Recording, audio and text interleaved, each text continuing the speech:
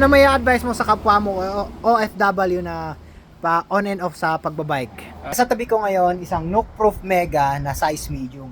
Medyo madumi lang yung mukha ko kasi malikabok sa baba. Mga nakarami-rami din kami ng baba. So itong bike na to, bike ng tropa natin. Actually kahapon lang to binuo. Pero actually matagal na tong bike, kaya lang nag-upgrade siya ng wheel set saka handlebar or ng cockpit pala. So meron tayo dito isang Nook-proof Mega na size medium. Ito ay isang carbon fiber and then meron siyang coil spring na rear shock at ang travel nito is 160. Kung di ako nagkakamali kasi yung 27.5 sa kamulit nila, ang travel ng rear niya is 165. Pero dito dahil naka 29er siya, naging 160 na lang. So itong frame na to, isang full carbon sa harap and then kalahati nito yung swing arm, alloy na. So, tapos pinarisan siya ng Fox 38 na kulay orange na fork, 38mm yung stanchion nito, 180mm yung travel. So ito isang full 29er na Nook-proof Mega at ang kanyang front tire ay Vittoria Masa. Wow. 29 by 2.6 ang lapad, ganun din sa likod, Vittoria Masa. At kahapon itong Sun Ringles na Duroc, ka-install lang to kahapon, 35mm yung lapad nito. Tapos ito rin, bagong-bagong kwan din. Kaya bagong-bagong install, kaya kita nyo, ang dami pa niyang buhok ko. Ganun din sa likod. So, meron siyang ice-like rotor na 200mm na ang caliper ay Shimano Saint o ang brake set ay Shimano Saint. Ang handlebar niya or cockpit niya is merong spike, isang Vibracore. Ito yung may foam sa loob nito para yung vibration is ma-con down niya, ma-absorb daw niya, tapos spunk din yung stem niya. And bagong install din to, brand new din yan, and PNW na grips, yan, ganda sa kamay. Of course, Shimano Saint na brake lever. So itong bike na to, okay sana, kaya lang nasira yung kanyang dropper seat post dahil matagal na siyang hindi nagamit. Actually, OFW pong may-ari nito. Sabi nga dito is, do it all for the glory of the Lord. Yan.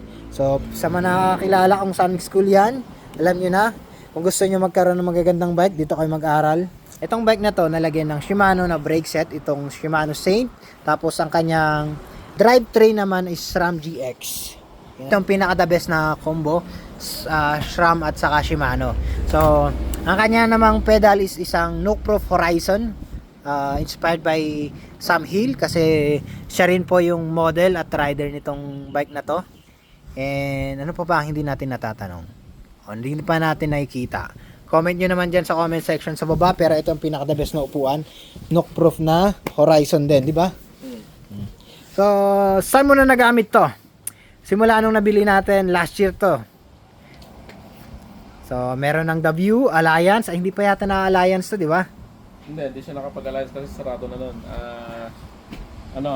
Papis. Papis Trail, saka Trail. Ito, The View. Nakapagpatiis to. napagpatiis. Nasama na ba to sa karera? Itong bike na to? Hindi pa. Hindi pa. So, yung isang bike lang na naisali mo. Kaalis na ako ng bansa nung nakuha ko to. Kaya Oo. Yan. pero maganda siyang bike, sobra.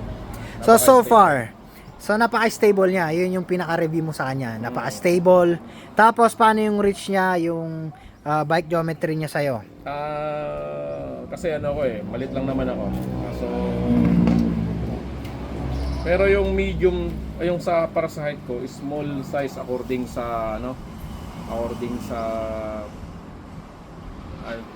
Spec sheet? Oo, mga spec sheet. So, pero nagkakamap na para sa akin, medium, saktong-sakto to. So, sakto siyang pangharabas, yun yung confidence ko pababa ng bundok na nito, na ibibigay niya. So, Naibibigay niya. masayang-masaya ako dito sa bike na to. So, sa'yo, so for keeps na tong bike na to, hindi na to ibebenta? Hindi ko masabi. Hindi masabi. Alam mo naman ako. Hindi ko masabi. So, itong tropa natin na to, pagka mabilis lang to magsawa, so, abangan nyo na lang to, baka mamaya makita nyo to sa marketplace. Yan. So, itong bike na to, hindi siya masyadong nagagamit, madalang siya magamit kasi ang may-ari isang OFW. So, kung alam nyo to, kung alam nyo yan, alam nyo na agad. So ano may advice mo sa kapwa mo OFW na pa on and off sa pagbabike? Okay. So alam naman natin lahat yan, pag OFW, halos usually taon, no? Bago ulit, more or less taon bago dumating dito sa bansa. Ayan, kailangan yan eh. Okay, so yan yung kumpanya ko. Actually back to zero talaga. Back to zero. So bago dumating sana sa bansa, at least nakapag na yung parang medyo may mga warm up, yung mga exercise nire-ready yung sarili bago dumating ng bansa. Pero pag wala talagang time, kasi siyempre napakabigat ng trabaho pag sa labas ng bansa, dito na lang sa Pilipinas palambot muna sa mga trail muna ng mga bago sumabak sa mga ganitong mga trail ganyan. Kasi sobrang itong W pa lang, hindi to pang beginner para sa akin. Para sa OFW bagong baba. Bagong dating ng bansa, hindi siya pang talaga, pang babaan kaagad. Kailangan medyo magpalambot ng konti. Ayan. Para sa OFW lang. Para sa OFW. Ngayon, paano mo kukunin yung confidence mo? O paano mo na, kasi kilala kita bilang isang tao na malakas mag-commit. Pag commit talaga. Paano mo, anong ma-share mo pagdating sa confidence or parang tiwala sa sarili? Kasi yun yung wala sa amin eh. Yun yung meron ka na wala sa amin. Okay, una, siyempre do it all for the glory of the Lord. Yun lang isa sa mga nagpapalakas sa akin. And then siyempre may pera pang hospital, kaya malakas din ang loob ko. Yan, may insurance, yan. So kailangan nyo ng insurance, bili na kayo ng insurance. Wala pa akong binebenta, bahala na kayo sa buhay nyo. Wala akong insurance pero may pera lang. Basta may inipon ka, yun, insured ka na. May ipon lang. Kaya, ligo bago ride o ride bago ligo? kahit walang ligo okay lang.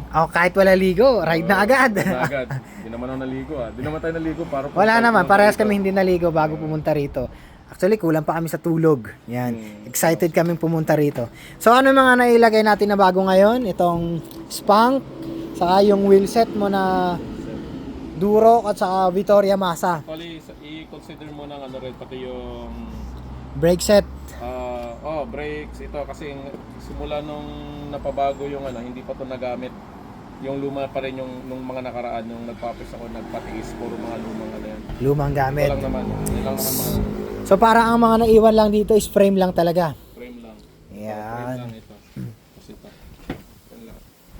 So abangan nyo na lang po sa marketplace. Baka biglang mag-pop up to. Alam nyo na. Baka hindi gaanong nagamit. Yan. Salamat sa advice. Kailangan gawin. Do it all for the glory of the Lord or for the glory of God. Siguro yan yung wala sa amin kaya hindi kami ganong katapang. May shoutout ka ba na kailangan nating banggitin dito? Shoutout sa mga taga Evergreen and then Cargo Safeway actually. Okay, Cargo Safeway, then lahat ng mga graduate ng Philippine Merchant Panginoon. Yun. Sa Indo community na rin.